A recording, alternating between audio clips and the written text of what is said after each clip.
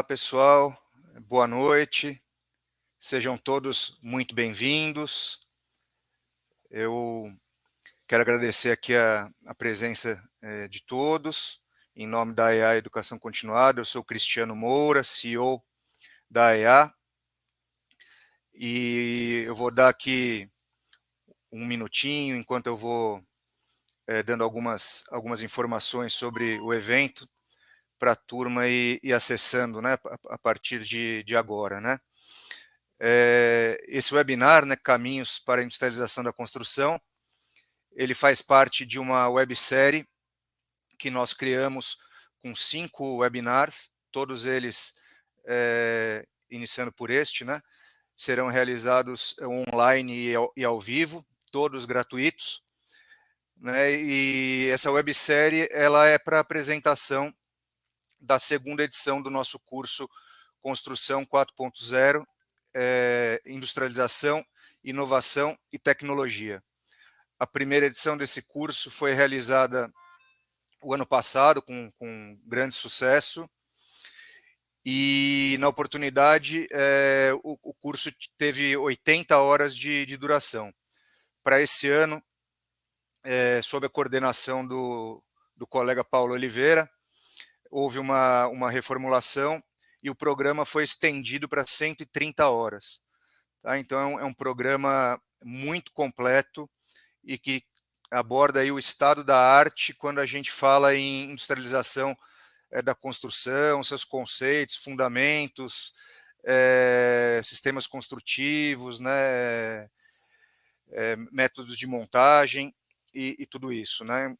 Tem a participação aí de uma verdadeira seleção de profissionais que o Paulo escolheu a dedo, um por um, tema a tema, né, e certamente vocês terão oportunidade, em participando do curso, de aprender aí, né, e de compartilhar, de trocar informações com os principais aí profissionais que estão à frente de todo esse movimento de industrialização da construção. Né? Essa websérie que eu acabei de mencionar começa hoje, né? Caminhos para a Industrialização da Construção. Hoje a gente vai contar aqui com a presença do Fábio Gomes e também com a presença do Marcos Hesketh. Ambos fazem parte do time que participarão do curso, que será realizado entre 2 de agosto e 5 de dezembro de 2023. Né? E essa série de webinar, começando hoje, ela vai até julho, acontecendo um evento ao mês, e todas essas informações a gente vai passar direitinho para todos vocês que se inscreveram nesse webinar, que também se inscreverão nos próximos, né? Então a gente sempre vai atualizar vocês, também através do grupo criado, né? Bom, eu queria falar sobre o sorteio, né? A gente vai registrar as inscrições, né, e participação de todos vocês neste e nos demais webinars, e no último, no quinto e último webinar dessa websérie, a gente vai fazer um sorteio de 2 inscrições cortesia para esse curso que eu acabei de citar. Né? Tá aí na tela, né? Vocês estão vendo, aí já tem o próximo, que é a inovação na construção, né? Aí quem vai estar com a gente participando. Na sequência aí, vamos ver, acho que vai entrar o próximo slide. O terceiro webinar vai falar sobre construção modular, né? Paulo Oliveira, Edson Tateshi, Murilo Melo, Ramon Polnov. O quarto deles sobre BIM, e o quinto e último da série, no próximo slide, vai abordar também temas importantes e atuais, né? Sustentabilidade, ESG, Smart Cities e economia circular. Tá? Então a ideia dessa websérie realmente é retratar um pouquinho do que vai ser abordado no curso, né? Então vocês veem aí que a gente tem nesses 5 webinários uma participação de vários dos professores que vão estar conosco no curso, e certamente esses eventos vão retratar bastante, de forma bastante fidedigna, o que vai ocorrer no curso. Se vocês tiverem oportunidade de participar, certamente vocês vão estar bastante a par e inteirados do conteúdo e do nível do conteúdo, né, e de atualização do que vai ser mostrado nesse curso. Bom, vamos entrar no tema de hoje, né? Quem vai conduzir é o Paulo Oliveira, que é o coordenador, como eu citei, do curso, desde a primeira edição e também agora. O Paulo é engenheiro civil, PMP, MBA pela FIA USP, mestrando em inovação na construção pela Escola Politécnica da Universidade de São Paulo, é CEO da Aratal Construção Modular, presidente do Conselho do C3, Clube da Construção Civil, e dirigiu indústrias nacionais e multinacionais de produtos para a construção, e foi diretor de engenharia de unidades de negócio e CEO de empresas de engenharia, construção e incorporação de destaque no cenário brasileiro. Então, Paulo, passo a palavra aí para você dar sequência, apresentar os nossos convidados e iniciar aí o debate. Desejo um bom debate a todos os debatedores e participantes também. Muito obrigado, Cristiano. Boa noite a todos. É um prazer estar aqui com vocês e é uma honra, né? Na verdade, um privilégio, né? Poder conduzir e coordenar esse curso para a educação continuada. Eu estou muito contente porque a primeira edição do curso foi um sucesso total. O depoimento dos alunos foi excepcionalmente bom. Mesmo assim, né, a gente sempre na busca do melhor, da melhoria contínua, a gente foi enxergando que faltava a gente completar algumas lacunas. Então, a segunda edição é uma edição que a gente resolveu completar com mais alguns conteúdos, né? Esse curso de construção 4.0, né? Bom, eu estou muito contente porque eu tenho aqui comigo dois colegas de primeiríssima grandeza e dois amigos. Como o Cristiano disse, né, a gente escolheu os professores desse curso com muito cuidado, né, com muito critério, né, para que, de fato, a gente pudesse transferir conteúdo de qualidade para aqueles que estão com a gente nessa jornada, né? Eu já faço esse convite para vocês, porque eu diria que, assim, no momento em que a construção precisa ganhar produtividade, né, competitividade, essas coisas são sinônimo de industrialização, de construção off-site, de construção modular, nós precisamos nos capacitar para esse novo mundo que se abre, né, para o futuro da construção. Bom, eu tenho uma breve apresentação mais para falar sobre conceito, né, para introduzir o assunto que a gente vai tratar hoje, mas eu quero fazer a apresentação dos dois debatedores.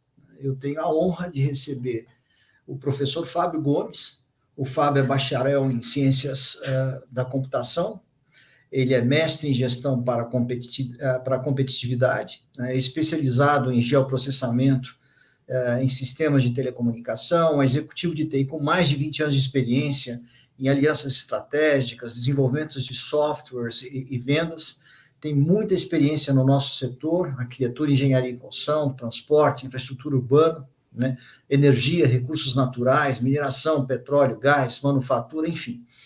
O Fábio tem uma versatilidade grande, ele tramita entre os setores, né, industriais com muita liberdade. Ele já trabalhou na Autodesk, na Bentley Systems, na IBM, Telefônica, CEMIG, e hoje ele é gerente de alianças para a América Latina na Dassault Systems, né? É professor da FGV, do Programa de Educação Executiva, e pesquisador do Centro de Tecnologia de Informação Aplicada da FGV. Então, com foco de transformação digital na indústria de transformação. Boa noite, Fábio, seja muito bem-vindo. Boa noite, professor Paulo, agradeço aí a apresentação e, evidentemente, compartilho da honra de poder participar do grupo seleto. Tem vários nomes que eu conheço, que admiro, que acompanho também, aprendo. Então, estou muito contente da oportunidade de poder compartilhar um pouco para o público que está conosco, mas mutualmente, né, essa troca que a gente vai ter durante 1 hora. Muito bem. Muito bom e obrigado por nos prestigiar e estar aqui com a gente, Fábio. Conta comigo. Maravilha. Eu também gostaria de convidar o professor Marcos Hesketh, grande amigo, já trabalhamos juntos, né?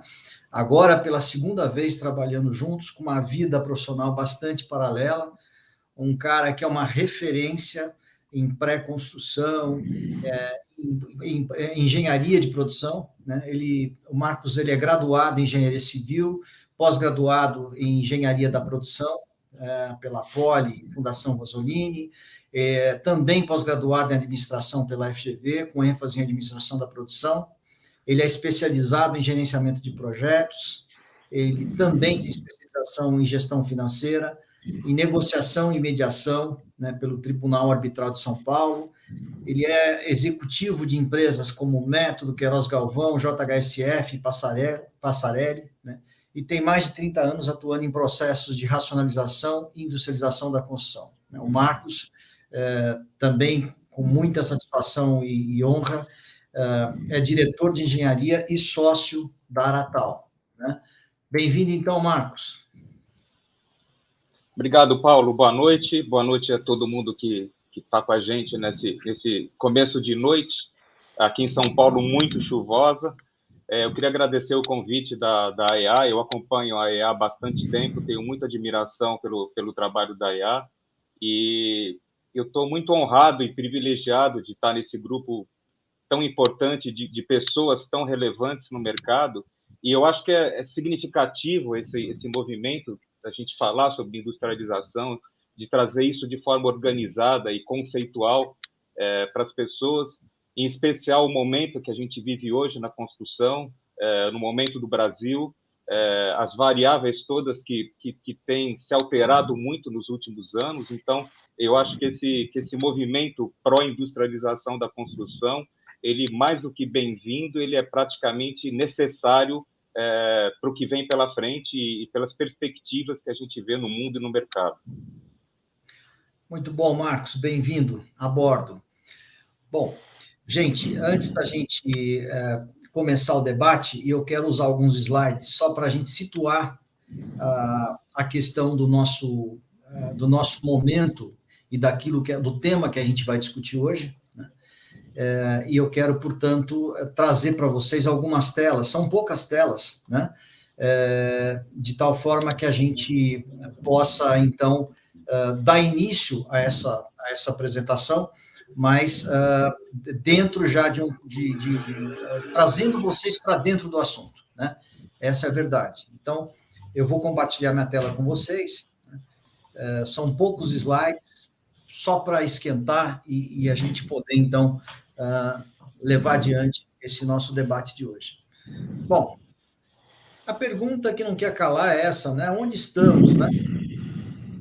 E é esse o melhor objeto que eu tenho para mostrar para vocês, né? Eu não sei se todos sabem, né? Eu sempre gosto de fazer essa pergunta, né? Desde quando a humanidade constrói com tijolos, né? Desde quando o tijolo é o módulo da construção, né? E por mais que as pessoas tentem acertar, por mais que a gente tente se aprofundar na história, poucas pessoas chegam perto da resposta correta, né? A verdade é que as primeiras construções de tijolo de adobe foram encontradas em vestígios, aí, em escavações, né? Em torno de 7.000 anos antes de Cristo, na região de Anatólia, na Turquia, né? E só mais adiante, 3.000 antes de Cristo, no Oriente Médio, tijolos cozidos, né? Mas a grande verdade é que há tanto tempo a gente usa o tijolo como módulo da construção, no momento em que a gente precisa de ganhar fortemente produtividade, né? E a gente melhorou mesmo produtos e processos, mas continuamos empilhando tijolos, né? Então, carinhosamente, por favor, né, essa crítica é uma autocrítica, eu faço parte do setor de construção, essa imagem expressa para mim o que é a construção ainda hoje, né? Ou seja, nós somos um grande artesanato construtivo. E no mundo que tem tantos problemas, necessidade de ganhos de produtividade, etc., como a gente vai ver aqui, não faz sentido, né? Não sei se vocês estão acompanhando, né, a produtividade na construção ela anda em queda livre, né? Há mais de uma década. E quando a gente pega um cenário como esse, né, com aumento dos custos de construção, com inflação, com redução do poder aquisitivo, ou a gente ganha produtividade, ou a gente não vai ter solução para o setor. Nós vamos ter que industrializar. E como é que a gente sai desse lado esquerdo desse slide, né, de uma construção mais tradicional e parte para esse lado direito do slide, com construções modulares, industrializadas, etc. Não é da noite para o dia e não é de forma espontânea. Então, é como se a gente estivesse subindo os degraus de uma escada, são 4 degraus, né, onde no primeiro degrau a gente está na construção tradicional. E a primeira coisa que a gente faz não é sair industrializando, a gente racionaliza a construção tradicional.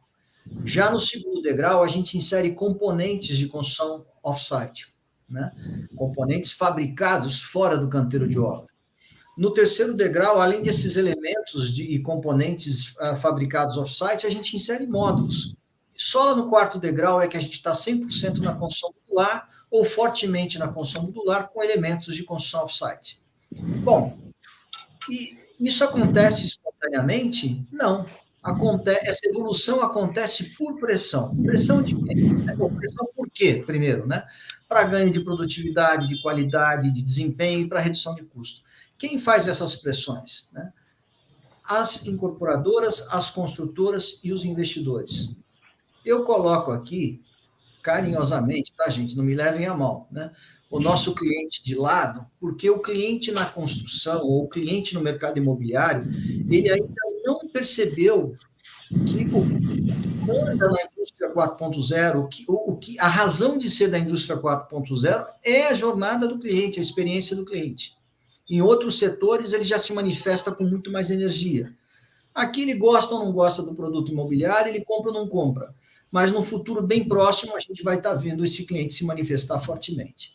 Bom, então incorporadoras, construtoras e investidores pressionam para que os fabricantes de materiais, de componentes industrializados e de módulos busquem aquilo que eles têm de competência em tecnologia e inovação, e, por outro lado, eles também pressionam os projetistas e os consultores para que, junto com essa turminha de baixo, eles busquem soluções para que essa escadinha possa, então, evoluir, para que a gente possa subir por cada um desses degraus. Né?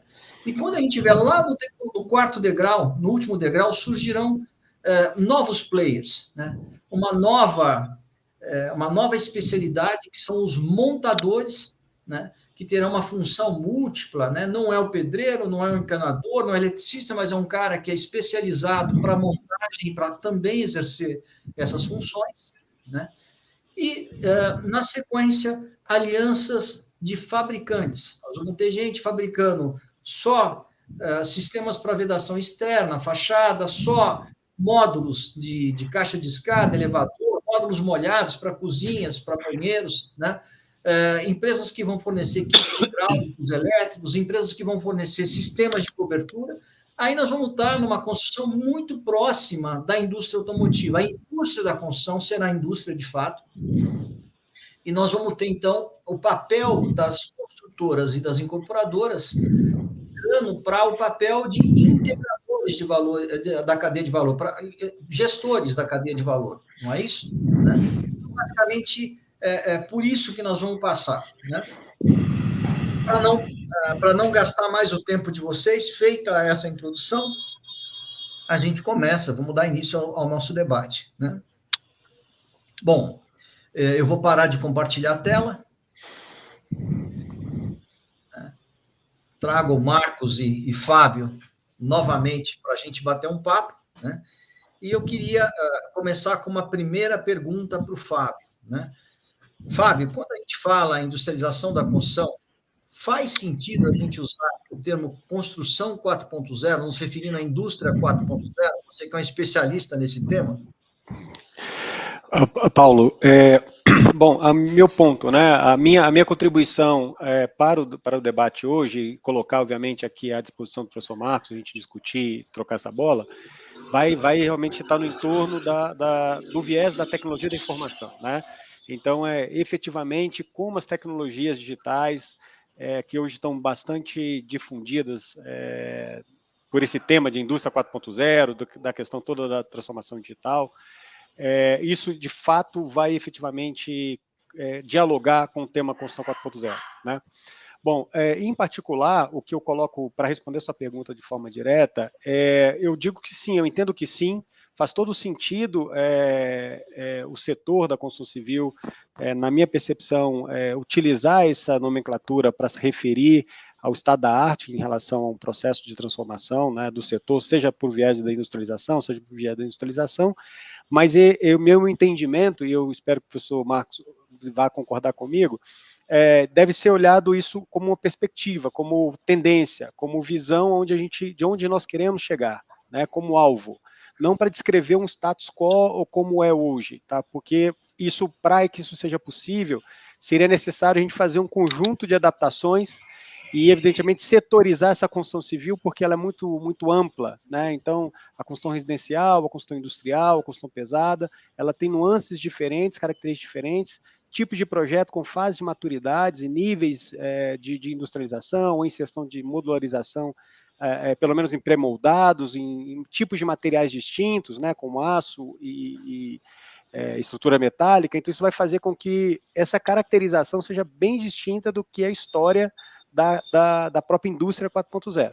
Então, se eu pudesse dizer de forma bem sintética, e eu obviamente, querendo ouvir também do professor Marcos, se ele concorda com essa visão, como paradigma, como visão, muito ajustada, né?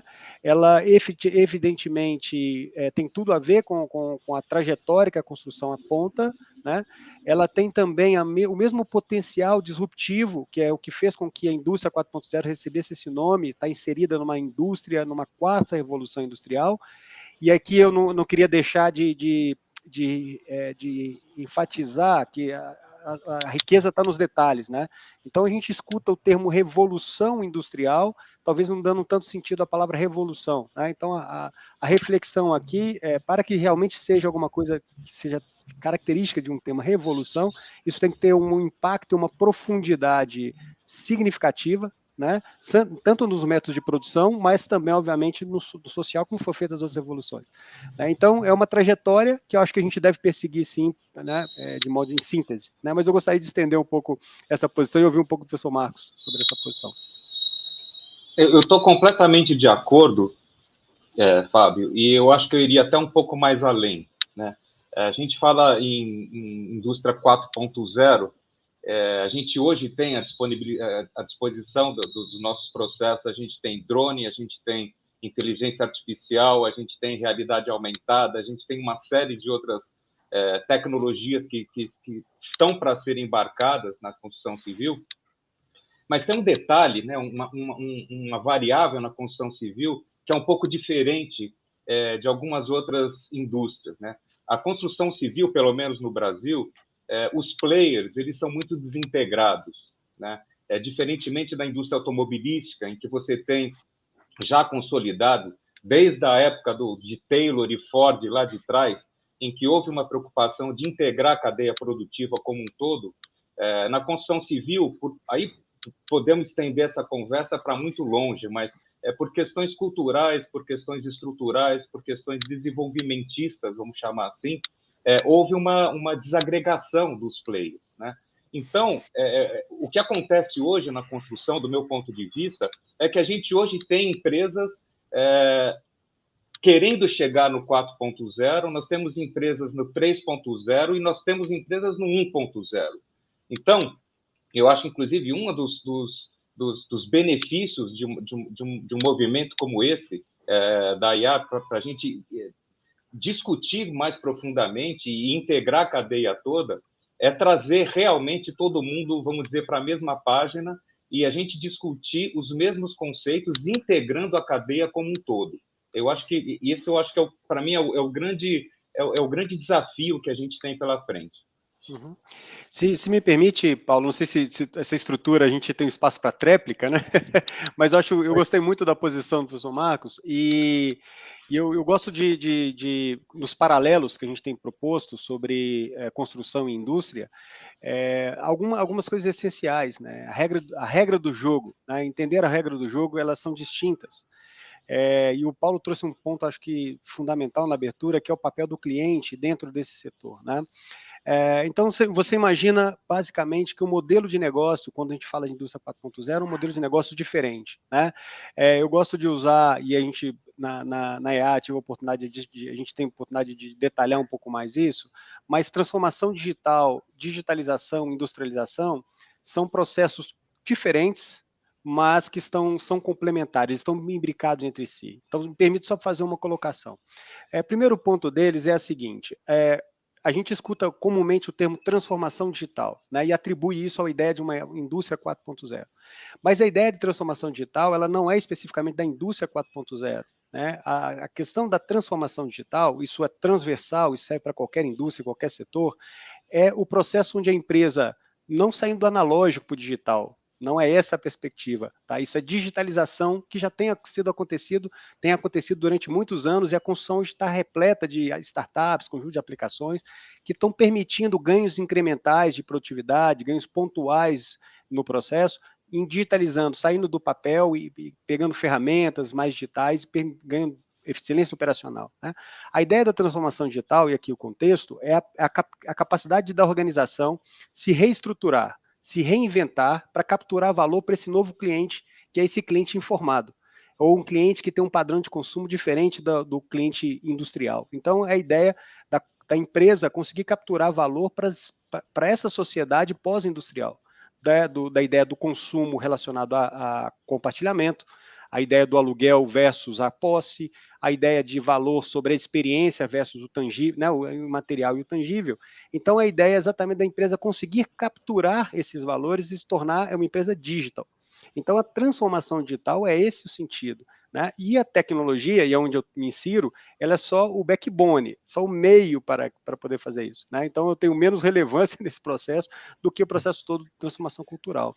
Para a indústria, é só situando e colocando aqui, que acho que o professor Marcos coloca isso, sobre as nuances da história da industrialização brasileira, né? O processo de desenvolvimento brasileiro acelerado por um processo de governo, né? no nosso milagre econômico, toda a nossa questão econômica, mas, de qualquer forma, para que a gente pense a ideia da indústria 4.0, e para não alongar muito a primeira pergunta, né, Paulo, é que esse modelo de indústria que se pensa para a construção civil, ela tem que repensar não só a ideia da cadeia, mas o modelo de negócio, porque a estruturação ela é diferente. Né? A ideia de engineer to order, um modelo mental orientado a um fluxo em projeto, ela é completamente contrária a um processo em escala ou um processo de desenvolvimento em escala. Né? Então, é um repensado modo de produção, do método de produção, de um engineer to order para um processo de configure to order ou um processo efetivamente de engineer to stock, que é completamente diferente o modelo de negócio. Né? Então, não sei se me alonguei muito, mas eu acho que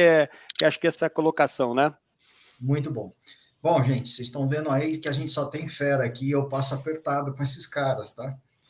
E o Fábio é um garoto prodígio, é um executivo prodígio, mas ele vai entender o que eu estou falando, o que eu vou falar aqui, né? Eu vou aproveitar o Marcos para fazer uma pergunta para ele, né? O Marcos é mais jovem que eu, mas tem cabelo branco. Eu não terei essa chance, não tenho essa chance de ter barba branca, né? E uma das únicas vantagens da gente ficar de cabelo de barba branca é justamente a experiência no setor onde a gente trabalha e o relacionamento que a gente teve a chance de fazer, né? E o Marcos conhece, obviamente, muitas empresas no mercado de arquitetura, engenharia e construção, e eu queria saber dele, né? Como é que você vê a jornada dessas empresas, Marcos, nesse caminho em direção à industrialização, né, da construção civil? Como é que você enxerga esse caminho? Paulo, eu acho que não é um caminho fácil, não vai ser e não está sendo uma jornada fácil para todas as empresas. Primeiro, por aquilo que eu comentei anteriormente, né? A gente tem as empresas, se a gente puder classificá-las, botá-las nas caixinhas de 1.0 até 4.0, a gente tem, a gente tem um nível de dispersão muito alto, né? Então, até a gente criar vamos chamar de equalização, é um processo longo. Eu nunca gostei muito lá atrás, há muito tempo que se fala, que se compara a indústria da construção com a indústria automobilística, né? Desde que eu me formei, a gente escuta isso, né? E essa comparação sempre me incomodou muito, porque eu não via similaridade. O Paulo botou as escadinhas, né? Eu não via similaridade nenhuma entre a indústria seriada automobilística e a indústria da construção, por N fatores, né? Eu vou citar apenas um. Na indústria seriada, você tem o produto andando e os trabalhadores em suas estações de trabalho. Na construção civil, a gente tem um produto parado e os trabalhadores correndo em volta para construir aquilo. Então, parece uma analogia besta, mas isso, em termos de engenharia de gestão, faz toda a diferença do mundo, né? Quando a gente atinge algum nível de industrialização, e eu e o Paulo e muitas outras empresas, nós estamos militando hoje na industrialização da construção no seu estado da arte, no seu limite, aí sim eu acho que é possível a gente criar uma comparação entre a indústria da construção. Aliás, eu acho que a gente só deve chamar de indústria da construção quando ela de fato tiver características de indústria, e eu acho que nesse momento forçar um pouco a barra. Mas, assim, na falta de um outro nome melhor, vamos chamar de indústria da construção. Eu acho o seguinte, a industrialização da construção hoje, ela não é mais moda, ela não é mais vontade, ela não é mais luxo. A industrialização da construção hoje ela é uma questão de sobrevivência, né? Eu vou dar um exemplo, por exemplo, o CTE divulgou recentemente que nós estamos prestes a ter um apagão de mão de obra, né? O que acontece? Eles fizeram uma pesquisa acho que foram 800, enfim, uma quantidade enorme de canteiros de obra, e levantaram a idade média dos trabalhadores nessas obras. Essa idade média varia entre 35 e 55 ou 60 anos. Se não forem esses números exatos, a ordem de grandeza é mais ou menos essa, né? Isso significa que os jovens eles estão se afastando da construção por uma série de motivos. Vale por remuneração, vale por segurança, estabilidade, um monte de coisa. Então, muitos trabalhadores hoje preferem estar no Uber, estar no Rappi, estar sendo influenciador digital e estão se afastando da construção. Muitas das construtoras já estão percebendo isso, isso já está causando um ruído muito forte, né? Então, é uma questão de sobrevivência as empresas se industrializarem, e quando eu falo industrialização, não significa necessariamente eliminação de cargos, eliminação de posições, não é isso. É mais ou menos como o Fábio falou, é uma relocação, uma reestruturação da forma como se faz, né? Tem uma outra questão que é importante, que é a questão cultural, né? A construção civil, diferentemente também, agora voltando a fazer comparações com a indústria automobilística, né?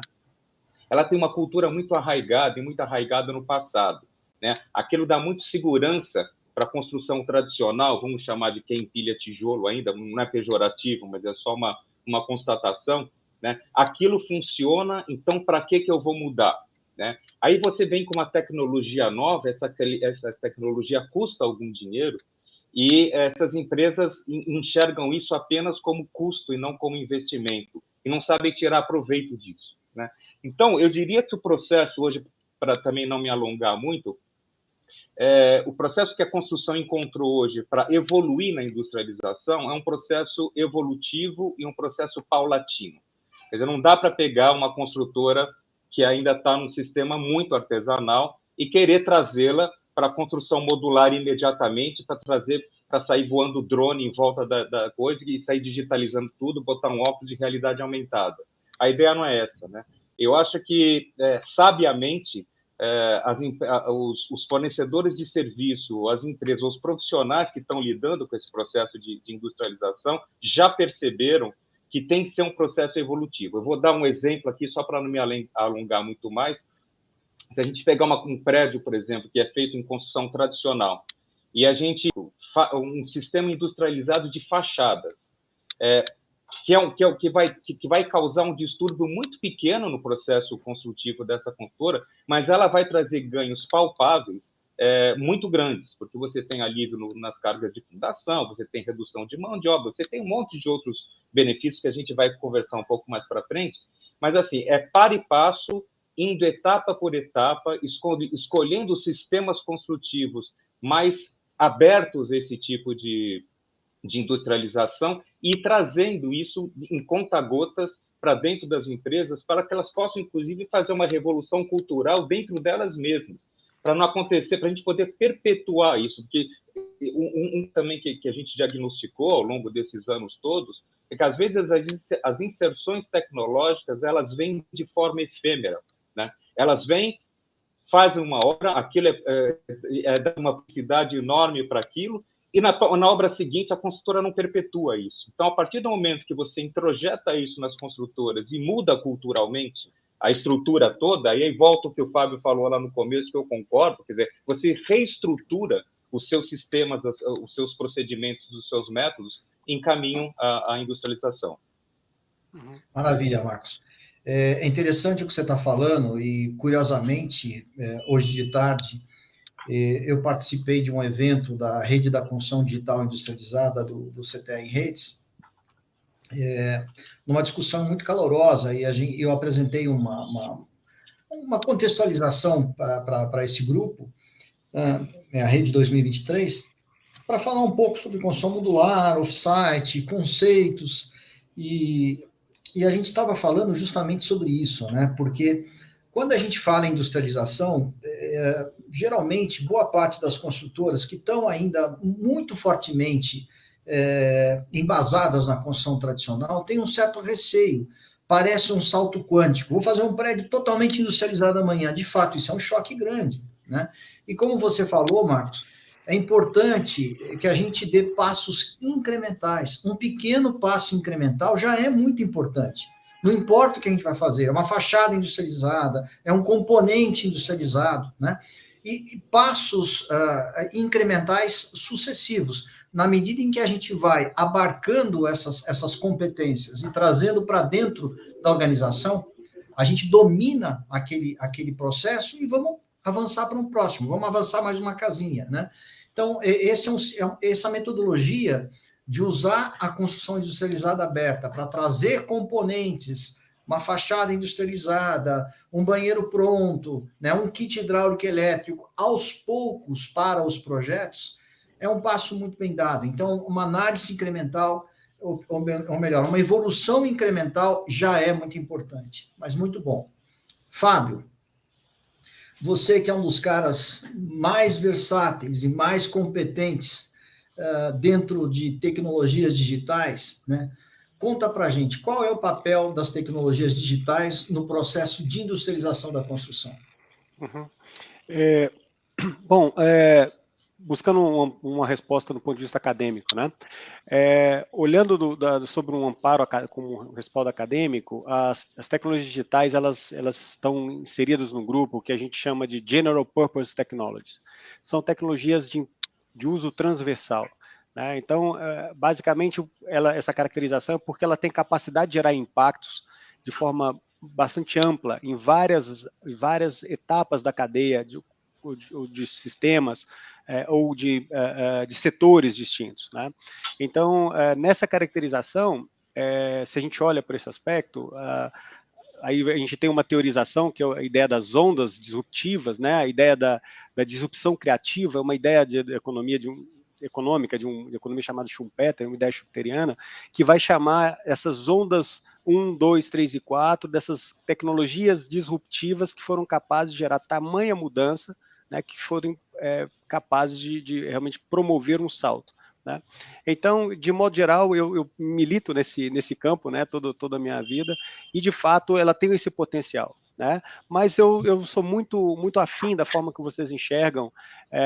Eu sou de uma linha onde existe uma orientadora, uma pesquisadora MIT que se chama Jenny Ross, e ela publica dizendo que a estratégia precede a tecnologia. Então, o que quer dizer?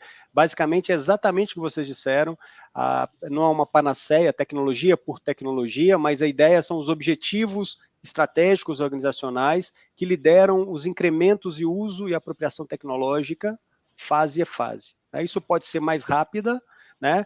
Isso pode ser mais profundo, ou mais amplo, a depender da estratégia. né? Então, essa é a minha visão, né? De modo concreto, exemplificando, para poder também ouvir um pouco do professor Marcos, do negócio na construção civil, isso é muito fruto também do meu mestrado, ficou muito característico que o setor opta por investir em tecnologia digital para geração de negócios, tá? Menos na eficiência operacional, mais em vendas, mais relacionamento com o cliente, mais toque no cliente. Por quê? Porque isso de fato foi identificado para o setor como geração de valor, agregação de valor.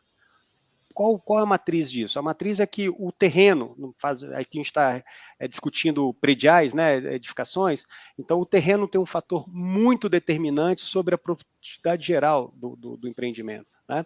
Então, se eu escolho mal um terreno, por exemplo, eu posso ter o melhor método construtivo que o resultado de vendas pode ser fracassado e eu não consigo recuperar o investimento que eu fiz naquele terreno. Então, eficiência operacional na operação, ela acaba sendo tardia, né?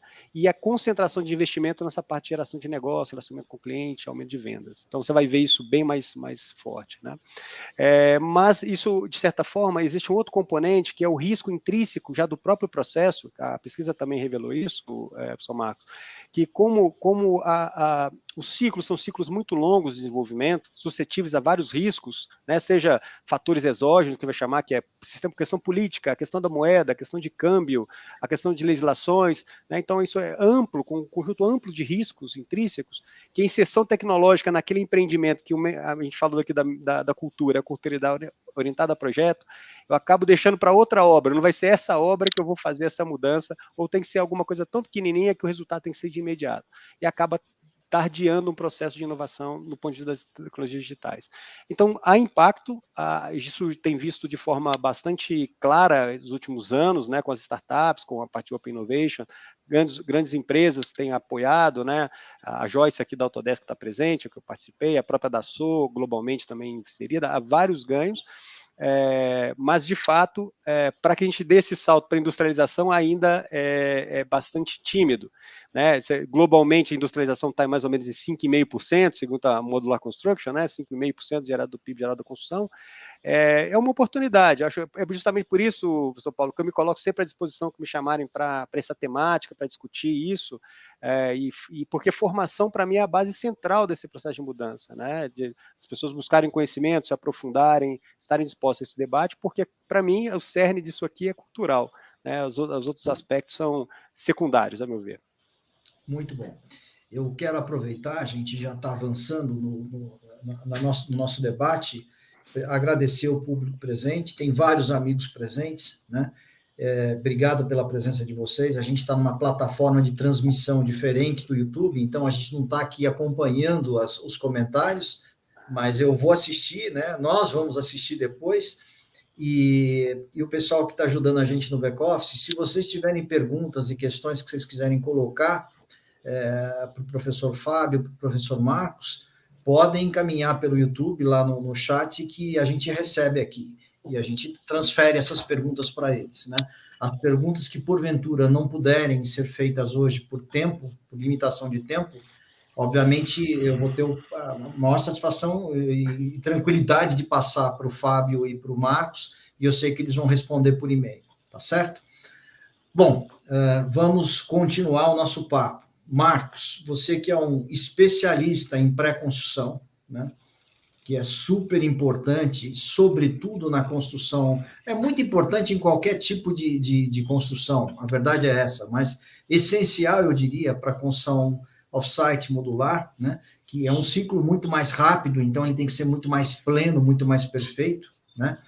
Então, qual é o papel da pré-construção na industrialização da construção civil? Eu acho que é fundamental, né? Quando a gente fala em pré-construção e todas as disciplinas que a pré-construção abrange, né? Seja no produto em si, quando a gente fala de projeto, quando a gente fala de plano de ataque, quando a gente fala da própria gestão da inovação, quando a gente fala em planejamento, quando a gente fala de logística, o planejamento executivo, a integração, enfim. Na verdade, todos esses conceitos da pré-construção, eles não são novidade, entre aspas, para todo mundo, provavelmente, que está assistindo a gente.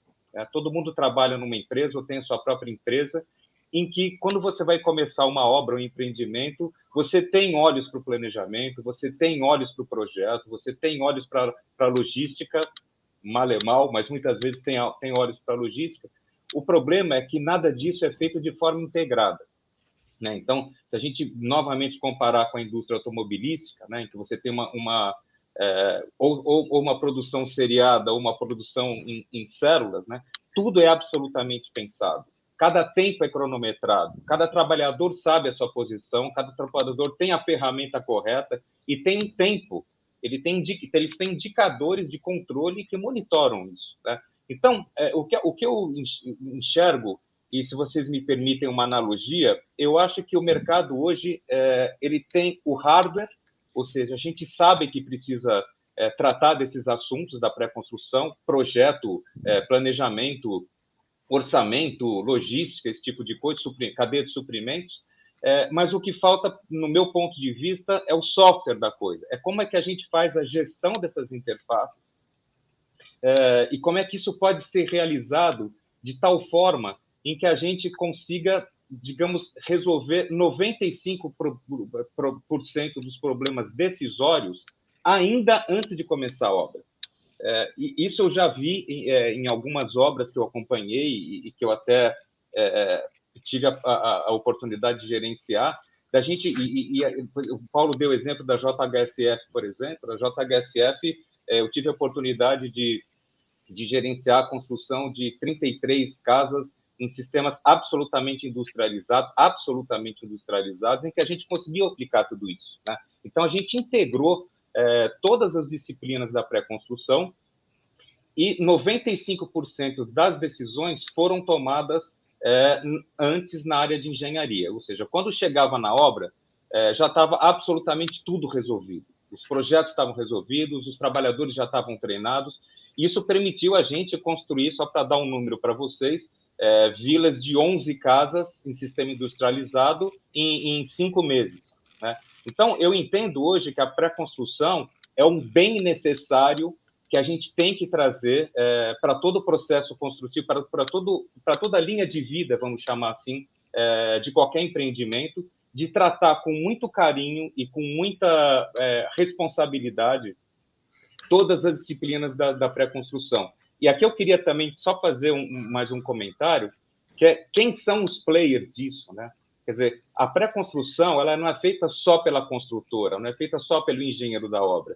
Na verdade, é um trabalho colaborativo que envolve todos os players, todos os projetistas, o investidor, o pessoal de obra, o próprio cliente, e a gente falou a palavra cliente muitas vezes desde que a gente começou a conversar agora, trazer o cliente também para participar da pré-construção. Eu acho isso super saudável, porque o cliente, muitas vezes, ele pode até contribuir, mesmo sendo leigo, pode contribuir para facilitar muitas dessas variáveis da pré-construção. Então, eu diria hoje que a pré-construção, eu acho que é uma condição sine qua non para a gente, inclusive, conseguir obter ganhos de produtividade e a gente, inclusive, poder avançar em sentido da indústria 4.0.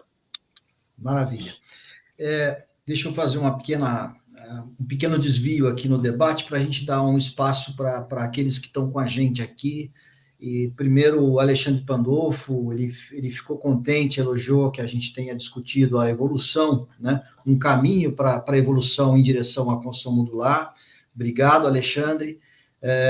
O Alexandre faz uma pergunta que eu já vou colocar. Quero agradecer também ao Geraldo Casagrande. Faz tempo que eu não te vejo, Geraldo. Grande abraço.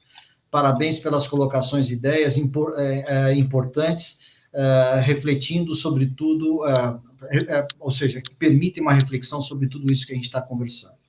Bom, o Alexandre coloca uma questão importante, né? Temos visto cada vez mais investimentos em tecnologias nas Construtecs raiz, né? Ou seja, ao longo do ciclo de projeto e construção do empreendimento, né? E aí ele complementa, né? A busca de redução de custos, ou seja, essa é uma intenção, né, de prazos, de redução de custos de manutenção, melhoria da qualidade, né, e nas PropTechs que tratam da gestão dos ativos imobiliários, né?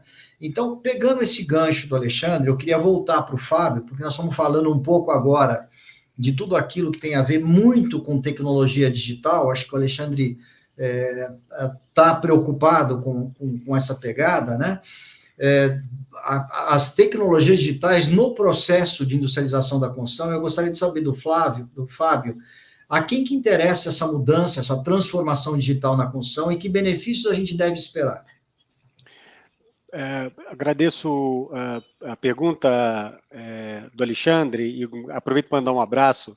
A gente temos que nos encontrar, nos conhecemos pessoalmente, a gente já tem a oportunidade de trocar algumas conversas de forma digital, mas ainda não tive o prazer de conhecê-lo pessoalmente.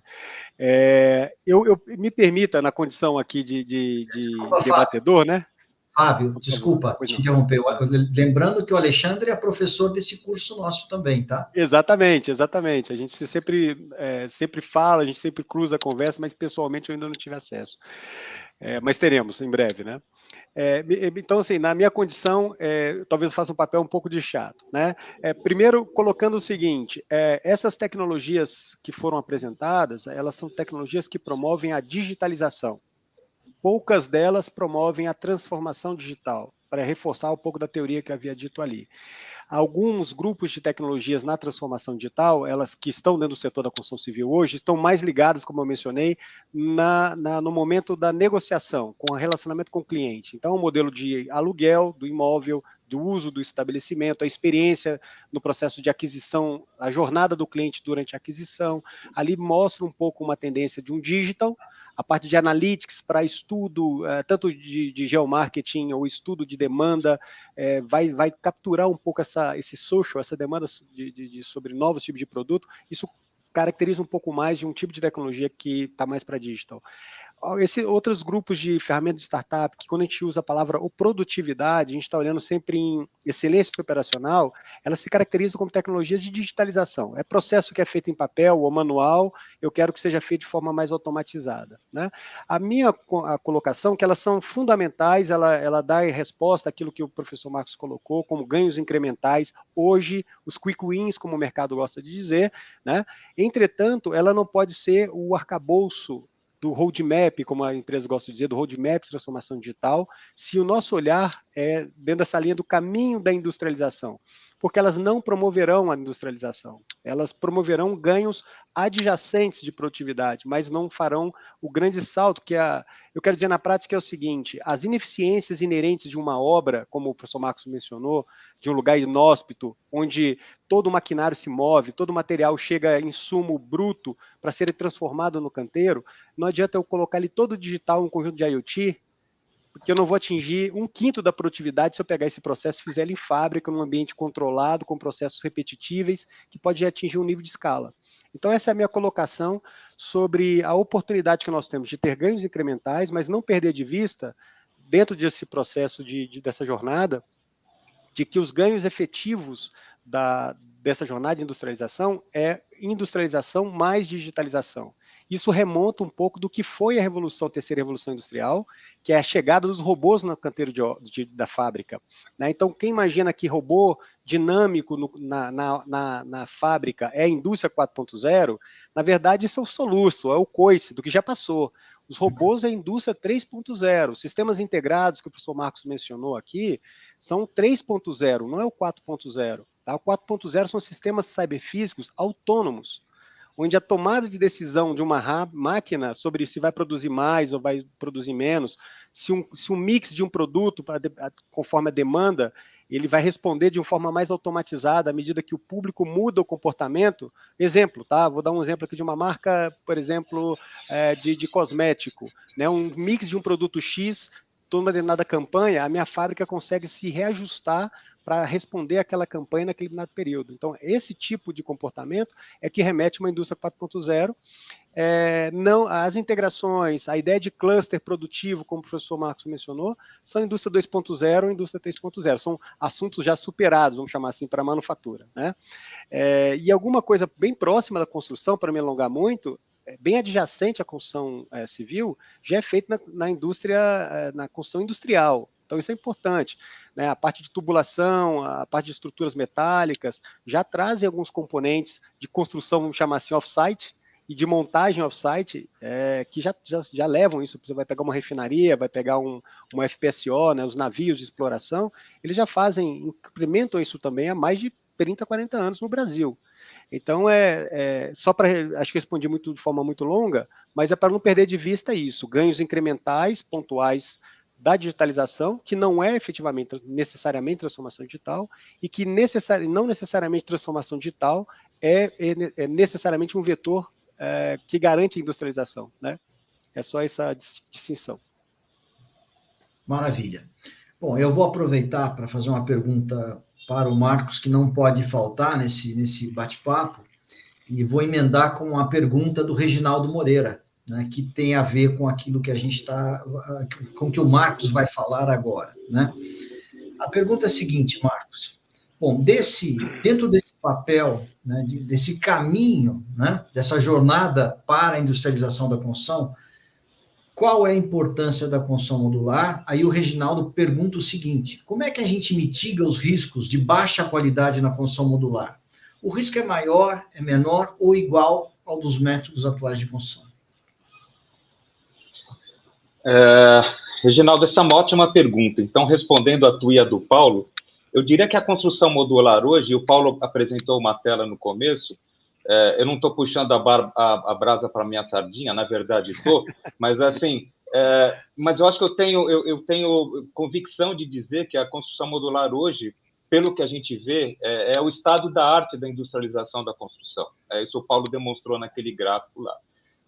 E com tudo isso, a gente falar em mitigar os riscos de baixa qualidade, se é maior ou menor, eu, com muita convicção, eu afirmo que os riscos são muito menores por tudo que a construção modular se apresenta, né? Então, assim, a gente trabalha de uma forma muito simples. Nós não estamos trabalhando sob intempéries, sobre fio, calor, dependendo de greve ou dependendo de falta disso, de falta daquilo, porque se a gente pensar na indústria da construção de fato como uma indústria, a gente tem que ter uma cadência, e a gente tem que ter repetitividade, a gente tem que ter padronização. Sem nada disso, a gente consegue índice de produtividade.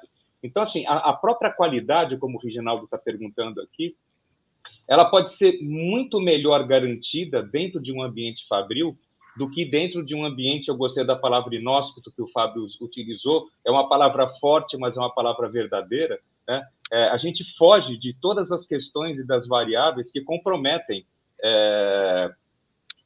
a qualidade, e aí, além de qualidade, eu vou além. Então, vamos falar de desperdício, vamos falar de segurança de obra, vamos falar de efetivo, vamos falar de um monte de outras coisas, de treinamento, né?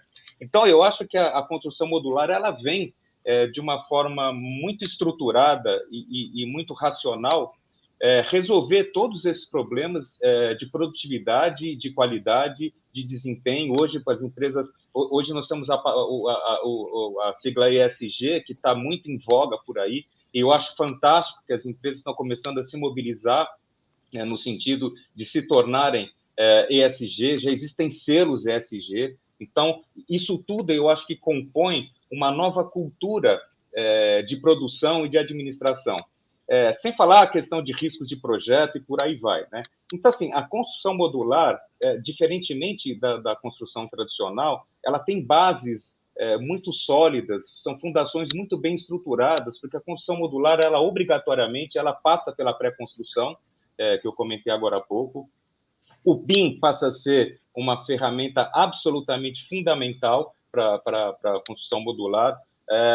Os conceitos de fast construction, onde você tem compactação de prazo, compactação de atividades, e aí a gente junta o lean construction e a própria engenharia de produção, todos esses conceitos da industrialização trazidos de uma forma traduzida, vamos chamar assim, para a construção, e isso nos permite, a construção modular permite, e deu um pop-up agora, conceitualmente, quando a gente fala de construção modular, que são duas coisas. Primeiro, a questão da taxa interna de retorno. Quer dizer, a TIR, que a gente tanto fala, que a gente aprende isso na faculdade, numa matéria de 6 meses, e depois a gente nunca mais pensa na obra financeiramente, né?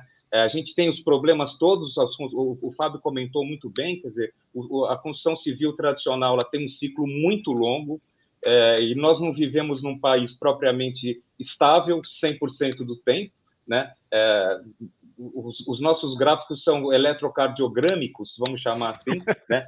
Então, quando a gente fala em construção modular, onde você fala de previsibilidade, quando você fala de controles apurados, e especialmente na redução dos prazos, a taxa interna de retorno passa a ser uma variável importantíssima até na saúde de um empreendimento. Se você pensar um prédio comercial que é feito numa construção tradicional em 18 meses, na construção modular você faz isso na metade do tempo. O que significa para esse investidor, para esse incorporador? Em metade do tempo, comparativamente falando, você começa a ter receita pelo produto que você implantou. Isso faz uma diferença incrível, né? Inclusive, quando a gente fala em industrialização da construção, essas variáveis financeiras, elas têm que ser todas levadas em consideração, porque isso afeta a saúde financeira do empreendimento. E, por fim, Paulo, para não tomar muito mais o tempo, tem a própria questão da mão de obra, né? A construção civil tradicional, ela trabalha, a gente já comentou isso no começo da nossa conversa, a construção modular, ela traz conceitualmente uma outra abordagem com relação à mão de obra, né? A construção modular não trata mais o pedreiro, ou armador, ou servente, ou encanador. A construção modular, ela traz a figura do montador, né?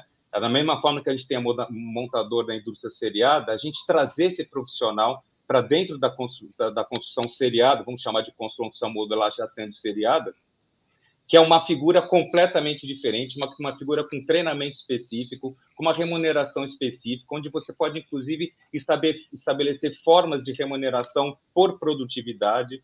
Então, assim, eu sou fã da construção modular já há bastante tempo, e o Paulo me trouxe para esse mundo mágico da construção modular, e assim, eu tô muito entusiasmado e muito motivado em enxergar isso. Isso está acontecendo hoje. A gente olha Brasil ao cubo, a gente olha CMC, a gente olha empresas que já estão nessa estrada já há algum tempo.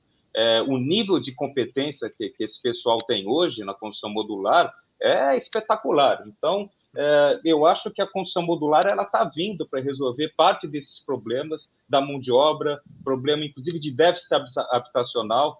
Paulo, me corrige esses números, mas, se não me engano, a gente tem um déficit habitacional hoje no Brasil de mais de 7 milhões de moradias, e esse número está crescendo exponencialmente. A construção tradicional não vai dar conta de suprir essa demanda toda. Então, se a gente não entrar no caminho, na trilha da industrialização e especialmente da construção modular, a gente está com problemas muito sérios pela frente a nível Brasil. É isso mesmo, Marcos. O déficit habitacional tem uma projeção de quadriplicação em 10 anos, até 2030. É triste isso, né?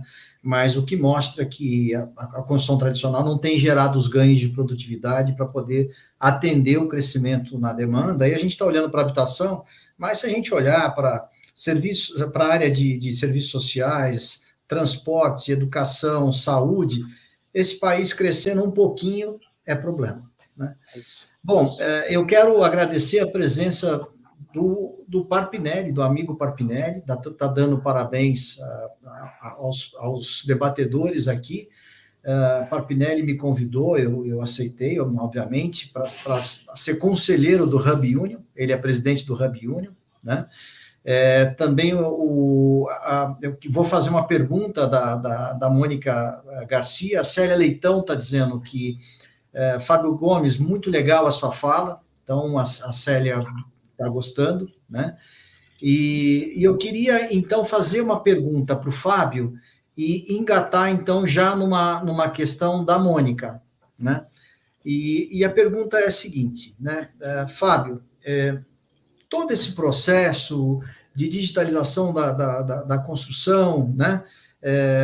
Enfim, para a viabilidade desse processo, quais seriam os principais desafios e entraves? E aí eu quero conectar com uma pergunta da Mônica, que ela fala sobre valorização, nessa tendência de valorização da tecnologia. Eu acho que não é nem só valorização, né? A tecnologia ela vem para embarcar na construção e provocar boa parte dessas transformações que a gente está vendo, né? E ela fala, então, que como é que o BIM se mostra, qual a importância do BIM na industrialização, né? E na qualidade da construção, né? Uhum. A minha perspectiva, Mônica, Mônica que perguntou, não foi isso? Isso. Mônica, né? A minha Mônica perspectiva, Garcia, nossa colega na Mônica JHSF. Garcia, agradeço pela pergunta, Mônica. A minha perspectiva, e se eu pudesse colocar numa frase simples, né? Eu já repeti isso, o professor Marcos disse isso, o Paulo também já trouxe isso. A síntese para mim, se eu pudesse colocar sobre toda essa jornada nossa, está no aspecto cultural. Né? São escolas diferentes, a escola da engenharia civil, que tem essa concepção de um processo linear de construção, né? E todas as questões que a gente decorre são em função desse modelo mental, desse aspecto cultural. Né? O Build Information Modeling, como uma plataforma, como tecnologia, como processo, como queira definir, ele é fundamental, como o professor Marcos disse. Né? Ele é, pelo menos, o ponto de partida. Eu discordo quando eu tenho um argumento, quando ele é como se fosse o ponto de chegada. Precisamos de chegar até o BIM. É uma trajetória, é lento, é difícil absorver, mas ele é simplesmente o ponto de partida. Explico por quê. Porque o objetivo do projeto, de um produto, de uma abstração, de alguma coisa que não existe, é comunicar eficientemente a intenção do que vai ser fabricado. Né? Só que, tradicionalmente, a gente precisa adequar essa cultura de uma mentalidade em produto, de que quem vai fabricar aquele produto vai ser uma máquina. Então, não basta somente ser BIM, ele precisa ter precisão e precisa ter um nível de acuracidade ao ponto que o processo de fabricação, construção e montagem é um processo onde o interveniente que vai fazer essa execução, né, efetivamente não é mais alguém que vai interpretar e que vai fazer um processo de transformação rudimentar, né, que tem uma escala de precisão métrica, 1,5 metro de erro, ou que eu possa fazer ajustes, tomadas de decisão aleatórias no canteiro de obra. Né? Então, o BIM, então, ele acaba sendo efetivamente uma espinha dorsal, fundante desse processo de industrialização, porque é a ferramenta que está disponível, né, já tem aí uma escala, apoio normativo às universidades, a formação das escolas, já com uma massa crítica importante, que permite criar projetos com mais precisão. Entretanto, ele permite, não significa que ele garante que gera. Então, essa é uma distinção. A gente ainda tem uma jornada para permitir que os entregáveis de um projeto BIM efetivamente sejam capazes de serem submetidos a um CNC, que sejam efetivo a uma ferramenta de de dobra de corte de chapa, né? Porque, na verdade, a gente ainda acumula em produtividades, à medida que eu tenho ainda nessa cultura que eu mencionei, um processo linear, orientado a projeto, onde as partes não veem o todo, e eu tenho uma orientação a usos. Então, eu preciso fazer alguma coisa para gerar quantitativo. E eu preciso fazer outra coisa para emitir pranchas. Eu preciso fazer outra coisa para poder fazer uma pré-construção. Afinal, eu continuo tendo, à medida, mesmo que eu tenha uma ideia de um modelo, né, que é o que o BIM propõe, processos fragmentados, como o professor Marcos mencionou, né, que ao final do dia são intrinsecamente, são necessárias a intervenção humana para fazer interpretação, fazer ajustes e execução. Né? Então, ou seja, ainda há um acúmulo grande de improdutividades e perdas, mesmo tendo o BIM inserido. Então, só coloco o resumo assim, dizendo que o espinha dorsal é o ponto de saída, de arranque, o estágio 1 desse processo, para que a gente consiga chegar na industrialização. A manufatura chamou isso, na década de 90, de digital prototyping. Né? Então, para um veículo ser fabricado, imagina que partes da estrutura desses carros são feitas, espalhadas no mundo inteiro, e são encomendadas aos lotes de milhares. Não é possível encomendar 1.000, colocar numa linha de montagem que eu tenho uma serialização que também está na escala de milhares e que efetivamente milímetros têm que ser ajustados, né, que realmente não se encaixa. Então, esse nível de precisão, o Build Information Modeling é a tecnologia posta hoje no mercado, mas só coloco assim para encerrar e também poder a oportunidade de ouvir um pouco do professor Marcos, é o ponto de arrancada. Temos mais que fazer com esse BIM que está aí hoje disponível no mercado. Fábio, eu queria, Paulo, não vou tomar muito tempo, eu só queria fazer 2 comentários. O primeiro, eu concordo plenamente, eu acho que o BIM é o ponto de partida, mas, assim, aqueles cuidados que a gente tem que ter sempre, né? Eu não sou mineiro, eu espero que tenha um monte de mineiros escutando a gente, eles vão entender o que eu estou falando, mas, assim, eu sou muito cauteloso na implementação, até por ter as costas já com algumas cicatrizes, né, de tanta chicotada que a gente já tomou na vida, mas a própria implantação do BIM, ela tem que ser uma implantação muito responsável, né? E se vocês me permitem, eu vou dar um exemplo. A gente, no começo da Aratal, nós, inclusive, sem ter a real noção disso, a gente implantou o BIM, só que nós não nos preocupamos naquele momento de pensar no plano de execução BIM. Então, o que aconteceu? A gente tinha projetos chegando em BIM que não se conversava, a gente teve que fazer uma série de ajustes. Hoje a gente já está, digamos, na estrada certa, mas a gente teve uma curva de aprendizado para trabalhar com BIM. Então, de novo, não é simplesmente comprar um Revit, né? Não é simplesmente modelar, a gente tem que tratar isso com gestão e com muito cuidado. E o segundo comentário que eu queria fazer, Fábio, de novo, né, aquela comparação da construção civil sendo uma construção seriada, que ela não é, né? Então vamos pensar na construção tradicional. Por mais que a gente tenha tecnologia, que a gente enxergue o todo, ou pelo menos parte dos gestores enxergue o todo de uma forma sistêmica, a gente tem uma coisa que eu chamo de ralos de produtividade. Eu escrevi um artigo há algum tempo atrás exatamente sobre isso, né? Às vezes você tem tantas atividades no processo construtivo que você racionaliza ou industrializa um determinado sistema, um determinado processo, você faz a medição, aquilo deu uma produtividade gigantesca, só que aquela produtividade ela se perde em uma série de outros ralos que a gente tem ao longo do processo executivo, e no final da ponta, depois de ter investido, depois de ter treinado, depois de você ter feito e ter aferido, você percebe que aquilo teve um impacto muito pequeno, porque aquilo justamente não teve continuidade, as interfaces não foram tratadas, né? Então, a própria produtividade, o próprio conceito, ele tem que ser tratado de uma forma sistêmica para a gente poder chegar num resultado palpável e mensurável.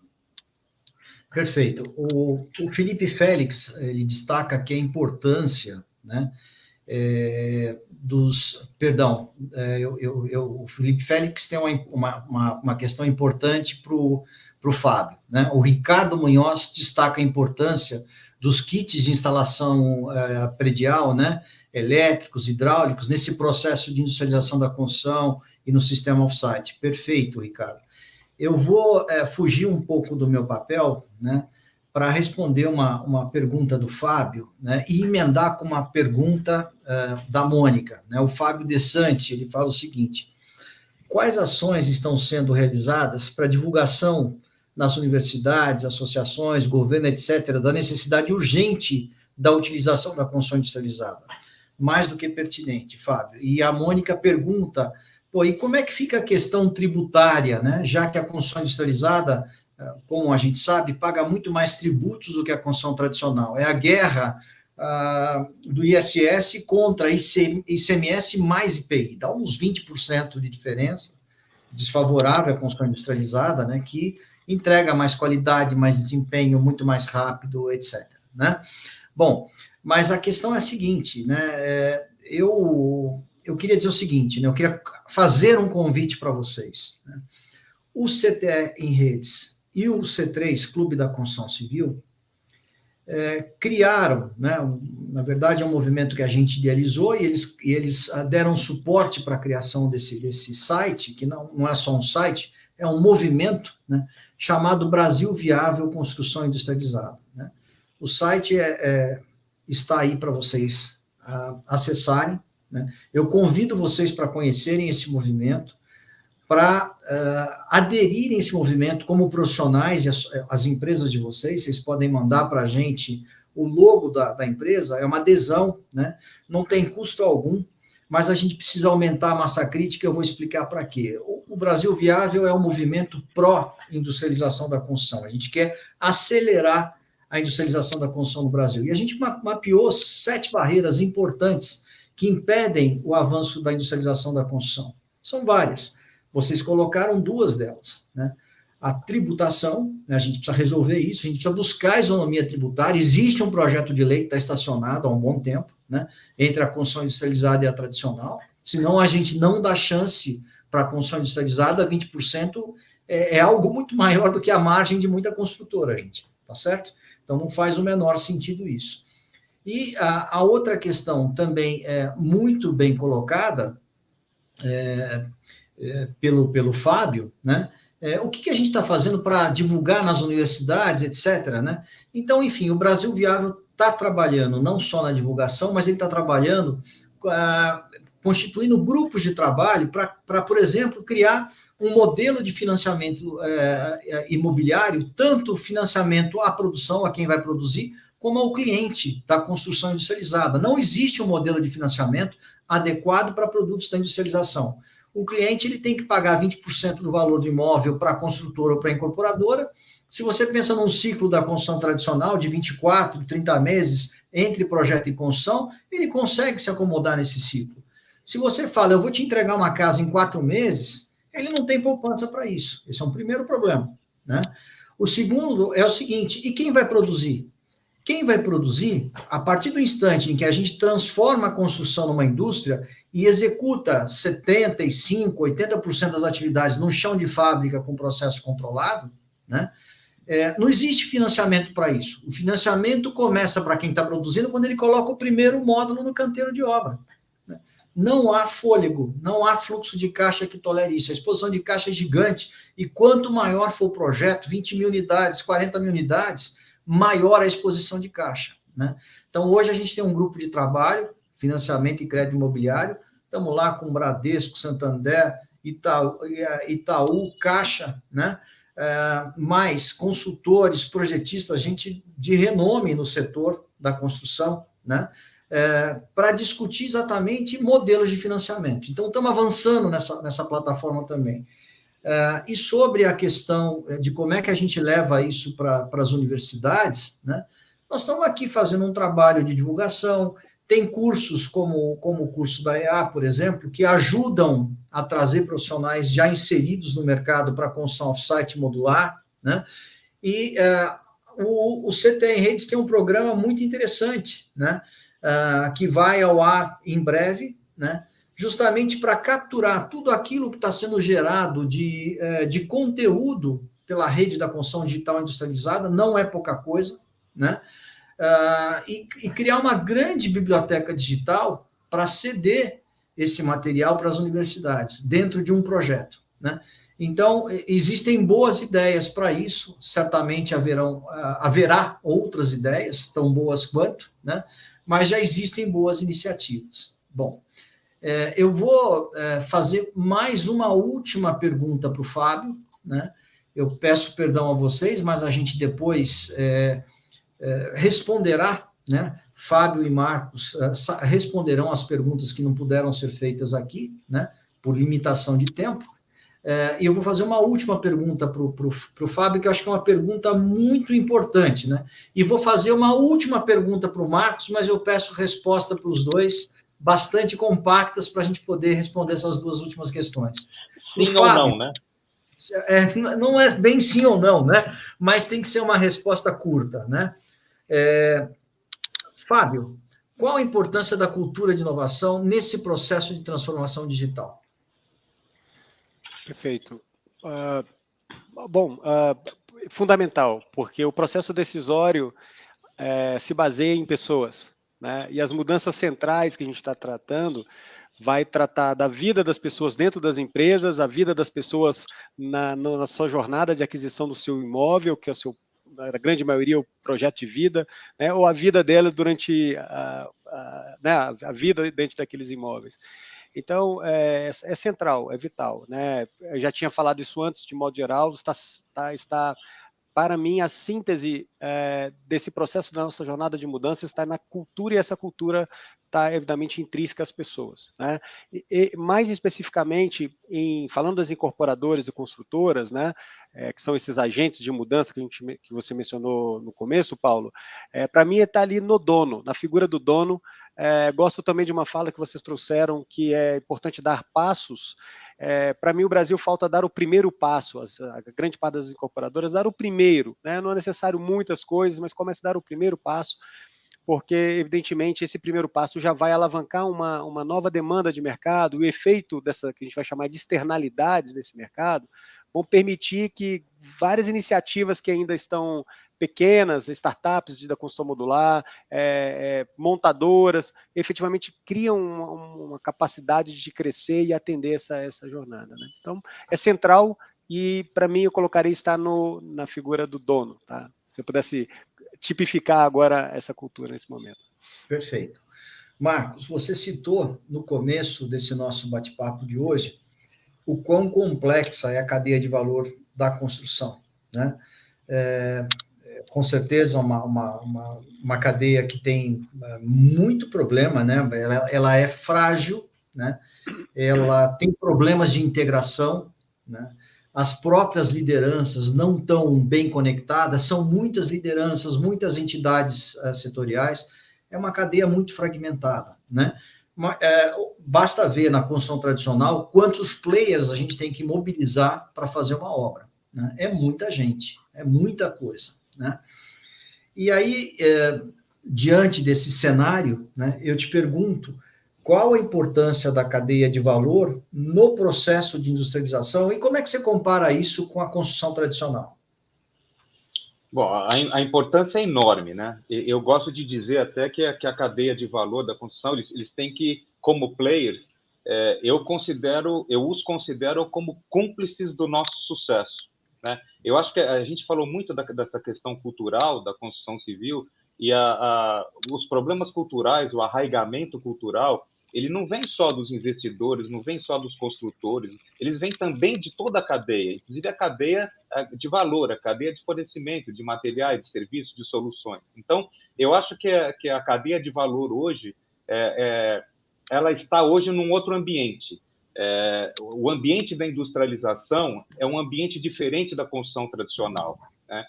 Eu acho que é uma nova ordem, vamos chamar assim, é um novo momento. Os fornecedores, a cadeia de valor, eles não vão só fornecer, eles participam das decisões. Eu comentei agora um pouco sobre pré-construção, né? A pré-construção a gente traz para a mesa de negociação, mas para a mesa de decisões, inclusive toda a cadeia de valor, né? Antigamente a gente tinha uma cadeia de valor muito reativa, né? Olha, eu estou precisando de um bloco assim assado, estou precisando de um sistema assim assado, e a cadeia de valor saía correndo e tentava atender essa demanda. Hoje eu entendo que é uma via de mão dupla, né? Hoje a cadeia de valor ela tem uma estruturação muito melhor, muito mais profissional, muito mais consciente dessa nova ordem, vamos chamar assim.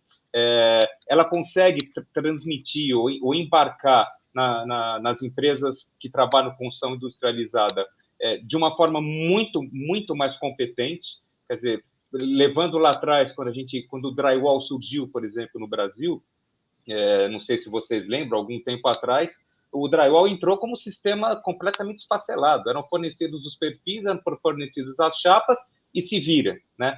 O sistema chegou a ser queimado durante um tempo justamente por não ter entrado com um sistema, né? Então, assim, eu enxergo a cadeia de valor hoje como cúmplice dos nossos processos, uma via de mão dupla, onde ela traz as soluções tecnológicas de uma forma estruturada muito mais competente, ao mesmo tempo que cria um canal muito aberto entre quem executa e quem fornece, através, inclusive, da tecnologia digital, né? Até isso propiciou essa nova relação entre as construtoras e a cadeia de valor. Então, continuo achando a cadeia de valor como cúmplice do processo evolutivo da construção industrializada. A gente tem o bom hábito há muito tempo, não é de agora, mas a gente continua fazendo isso, né, Marcos? Teimando em fazer isso, em trazer a indústria para ajudar a gente a desenvolver projeto, né? A indústria tem uma competência enorme naqueles sistemas construtivos que eles produzem, né? Muitas vezes são multinacionais ou grandes empresas brasileiras, né, que têm uma visão muito abrangente dos sistemas construtivos. Então, o projeto ganha qualidade, ganha competência. Então, isso é muito importante e a gente só consegue trabalhar com a cadeia de valor. Então, quanto mais conectado a gente estiver com a cadeia de ponta a ponta, né? E, obviamente, a tecnologia digital está aí também para isso, né, Fábio? Muitas vezes uma comunicação automática, interativa, com máquinas se conversando e ajustando os timings. Então, assim, essa coisa é muito importante, a cadeia de valor é muito relevante. O Pandolfo, o Alexandre Pandolfo, que também é nosso sócio da Natal, ele coloca aqui um exemplo, porque houve uma pergunta sobre a questão da qualidade na construção modular, se ela é melhor, menor do que na construção tradicional. Por princípio, né, tudo aquilo que é industrializado, por princípio, né, deveria ter qualidade melhor, deveria ter processos mais competentes. Você tira um banheiro pronto de uma linha de produção, já pré-testados, com todos os sistemas hidráulicos, elétricos, então, em princípio, é para ser muito melhor. Mas ele diz o seguinte: um exemplo de riscos nas soluções modulares, uma obra com 119 banheiros prontos, visitadas pelos professores Marcos e Paulo, apresentou problemas em 3% das unidades, metade deles por conta de uma ocorrência de descuido na obra, né? Certamente, em soluções convencionais, esse número seria muito maior, e é verdade, né?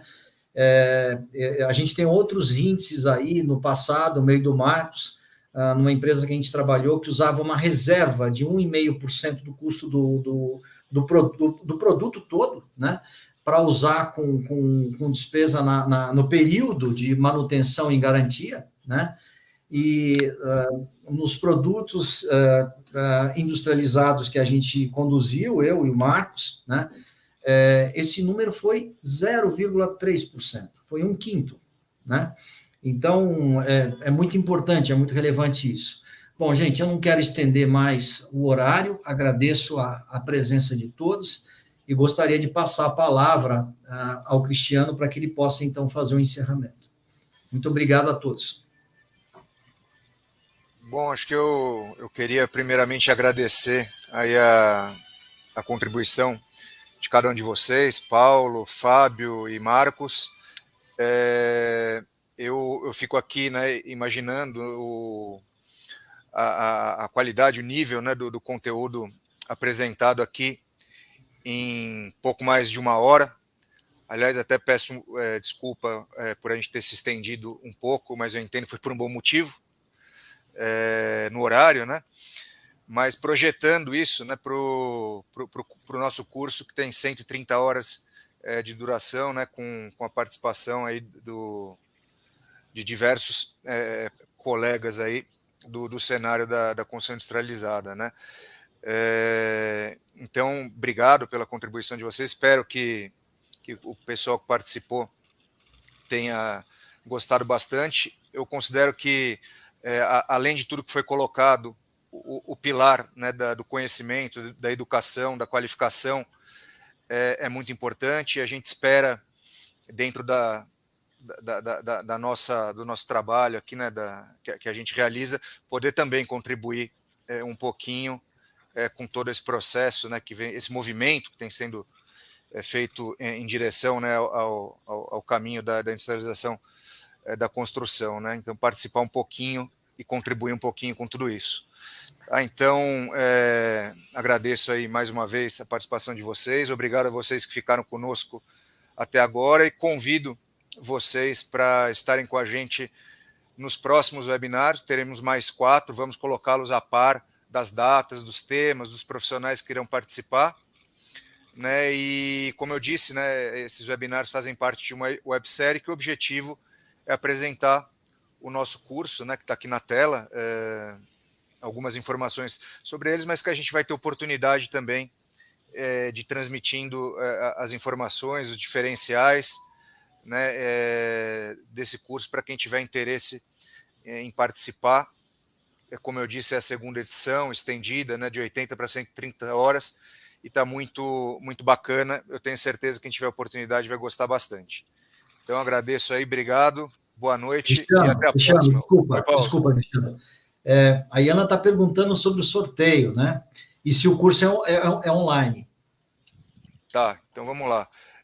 O sorteio a gente vai realizar no 5º e último webinar, né, que vai acontecer no mês de julho. né? Então, daqui até lá, né, todos vocês que se inscreveram e que se inscreverem e participarem desses webinários estarão concorrendo ao sorteio. Serão sorteadas 2 bolsas, 2 vagas, né, 2 inscrições cortesia para esse curso que será realizado entre 2 de agosto e 5 de dezembro.